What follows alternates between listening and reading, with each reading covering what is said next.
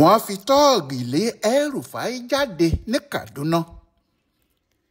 Nítorí Nasiru El-Rufai, rògbòdìyàn kan ṣẹlẹ̀ ní Kaduna lọ́jọ́ àbámẹ́ta sátidé yìí, ìyẹn 30 oṣù kẹjọ tó ṣẹ̀ṣẹ̀ parí yìí. Ọ̀rọ̀ náà sì le bí kò jẹ́ wọ́n tètè fẹ̀yìn rọ́ El-Rufai fúnra ẹ̀ jáde. Ohun tí àwọn tọ́ọ̀gì múra láti ṣe fún un kò dáa o. Bí àwa ti ń wí yìí, àgbọ̀n ń sẹ́, oyin ń sẹ́ ni o, ojú olóko ló sì wú yìí. Bóyá àgbọ̀n ló ta á ni, bóyá oyin ni, kò sí ẹni tó jáwọ́ nínú wọn o. Bí El-Rufai ti ń bínú tó ń sọ pé àwọn ọ̀tá òun, àwọn alátakò òun ló wá da ìpàdé ẹgbẹ́ alájọṣepọ̀ ADC tí òun dáná ẹ̀rú, bẹ́ẹ̀ làwọn aláṣẹ ADC ìpínlẹ̀ náà ń sọ pé àwọn ò mọ̀ o, àwọn ò mọ̀ El-Rufai nínú ẹgbẹ́ àwọn o, bẹ́ẹ̀ ni àwọn ò sì mọ̀ pé ó fẹ́ ṣe ìpàdé kan rárá níbẹ̀. Níbi tí ọ̀rọ̀ náà ti pakasọ ni pé àwọn alákòóso ẹgbẹ́ ADC yìí ní ìpàdé tí El-Rufai wá ṣe, ìpàdé àwọn ẹgbẹ́ SDP tó lóun ń ṣe ni o, kò sí èyí tó kan àwọn ọmọ ẹgbẹ́ ADC nínú ẹ̀ rárá. Nítòdodo, ọkùnrin yìí nìkan ló lè sọ ìpàdé tí òun lọ ṣe ní Kaduna lóòótọ́, bóyá ti ADC ni o tàbí ti SDP. Ṣùgbọ́n ǹjẹ́ El-Rufai lè lọ sí Kaduna kó lóun ń ṣèpàdé SDP náà? Nígbà tí ìgbìmọ̀ apàṣẹ ẹgbẹ́ SDP yìí ti kéde fún gbogbo ayé pé àwọn ti lé nínú ẹgbẹ́ àwọn, àti pé fún odidi 30 ọdún gbáko àwọn ò tún gbọ́dọ̀ gbúròó ẹ̀ ní sàkání àwọn. Ohun tó ń kọ àwọn èèyàn lóminú pẹ̀lú ìròyìn oríṣiríṣi tó ń jáde láti Kaduna nìyẹn. Inú ẹgbẹ́ wo gan-an ni ọkùnrin yìí wà? Ohun tí ọ̀pọ̀ àwọn tí ọ̀rọ̀ náà ṣojú ń béèrè rèé. El-Rufai kò sí nínú ẹgbẹ́ APC mọ́, nítorí fúnra ẹ̀ ló kéde lọ́jọ́ 10 oṣù kẹta 2025 pé òun ti fi ẹgbẹ́ náà sílẹ̀. Nígbà tó sì lọ yìí, àwọn APC ní ohun burúkú digbó, àwọn tàka sórí àwọn ni, pé tayọ̀tayọ̀ làwọn fi sìn ín lọ, nítorí nígbà tó wà nínú ẹgbẹ́ àwọn, aburú tó ń kó bá ẹgbẹ́ náà pọ̀ ju oríire tó ń mú bá àwọn lọ. Ìjà ló dé lóríndòwe ṣá o. Ṣé ìjà náà ní gbẹ̀yìn àlè? Kò sí ìdí méjì tí àwọn APC fi ń sọ gbogbo eléyìí ju èdè àìyedè tó lágbára tí kò yá parí tó bẹ́ sílẹ̀ láàrin El-Rufai àti Bọ́lá Tinubu tí í ṣe ààrẹ Nàìjíríà lọ.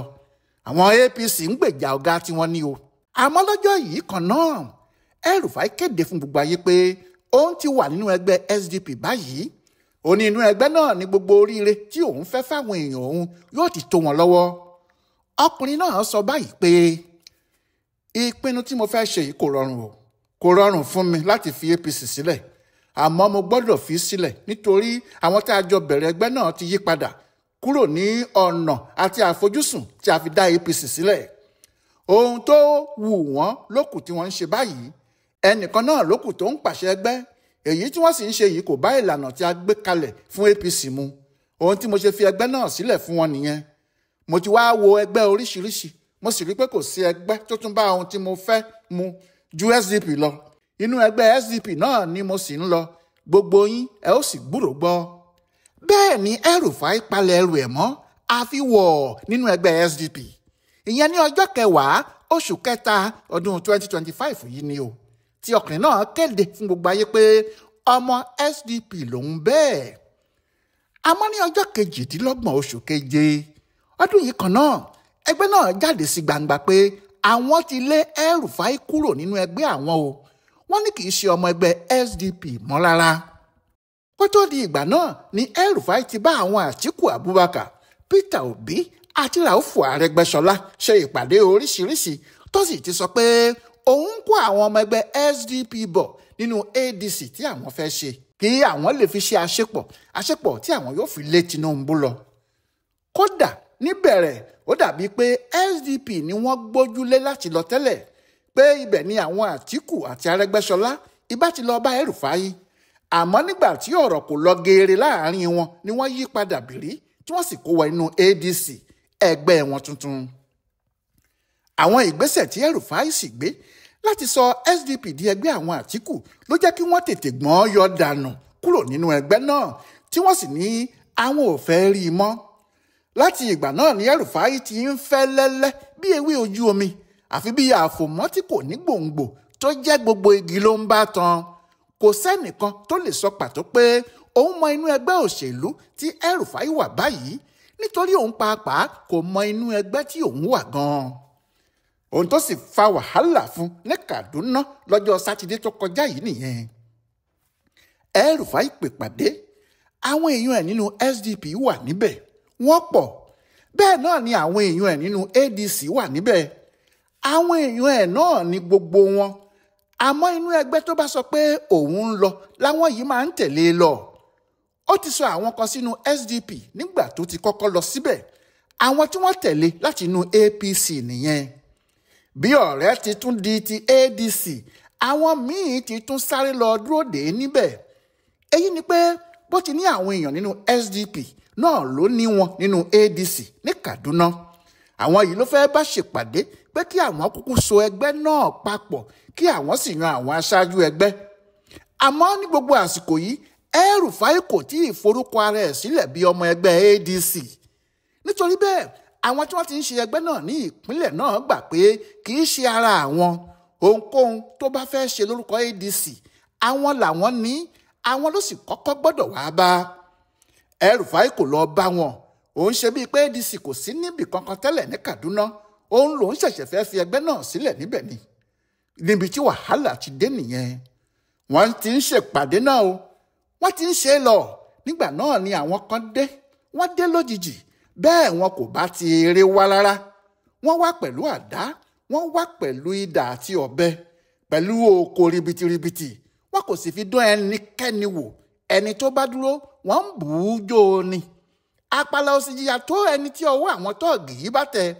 Wọ́n lù wọ́n bí ẹni lu ìlù ìgúnnukó ni. Ńlọrọ̀ bá di bó ló yàgò.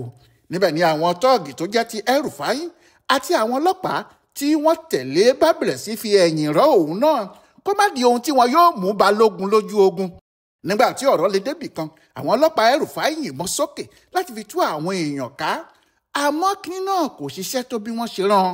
Nígbà tí àwọn tọ́ọ̀gì náà sì fẹ́ fún El-Rufai mọ́kànnà kan, ọmọkùnrin tú dànù àfi bí òkété tí wọ́n ká mọ́ inú ihò.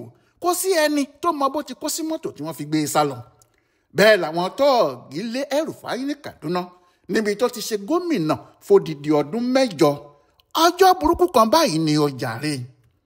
El-Rufai ti sọ̀rọ̀ níbi tó há sí o. Ṣé nínú pálápálá làwọn ti yọrí? Ó ní òun mọ àwọn tí wọ́n wà nídìí ọ̀rọ̀ òun o. Pé Ubasan ní ẹni tí òun mú bí ọmọ òun tí òun sì fi sípò gómìnà. Òun ló padà wá di nǹkan míì tó ń yọ òun lẹ́nu yìí o. Lọ́rọ̀ kan, El-Rufai gbà pé gómìnà ìpínlẹ̀ náà ló wà nídìí ìkọlù tí wọ́n ṣe fóun, pé òun ló rán àwọn tọ́ọ̀gì sí wọn kí wọ́n da ìpàdé tí òun wá ṣerú. Àmọ́ àwọn ọlọ́pàá kò rí ọ̀rọ̀ náà bẹ́ẹ̀ ní tiwọn. Wọ́n ní gómìnà àná náà ló ṣe ohun tí kò yẹ kó ṣe, nítorí kò yẹ kó wá ṣe irú ìpàdé bẹ́ẹ̀ láì jẹ́ kí àwọn ọlọ́pàá gbọ́, kí àwọn lè mọ bí àwọn yóò ti pèsè ààbò tó péye fún wọn. Wọ́n ní nígbà tí àwọn gbọ́ nípa ìpàdé ọ̀hún tí àwọn pe àwọn aláṣẹ ẹgbẹ́ ADC ìpínlẹ̀ àwọn, ohun tí wọ́n sọ fáwọn ni pé àwọn kò pe ìpàdé kankan o, kò sì sí ọmọ ẹgbẹ́ tàbí aṣáájú àwọn kan tó ń ṣe ìpàdé níbì kan. Àwọn ọlọ́pàá ní ohun tó jẹ́ kíkiní náà dàrú mọ́ àwọn lójú nìyẹn. Lọ́rọ̀ kan, àwọn ọlọ́pàá ti fòfin de gbogbo ìpàdé yòówù, àfi èyí tí wọ́n bá gba àṣẹ lọ́wọ́ àwọn. Àmọ́ El-Rufai ní irọ́ ni.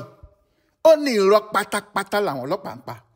Ó ní wọ́n wà lọ́ọ̀kan báyìí tí wọ́n káwọ́ gbéra tí wọ́n ń wo àwọn tọ́ọ̀gì bí wọ́n ṣe ń ṣe àwọn èèyàn léṣe tí wọ́n sì ń fẹ́ pa àwọn èèyàn tí kò bá tètè sá lọ. Ó ní kì í ṣe àwọn ọlọ́pàá kéékèèké o, pé àwọn ọlọ́pàá kékeré kọ́ ni wọ́n wà níbẹ̀, pé ọ̀gá ọlọ́pàá kan ló kó wọn wá o.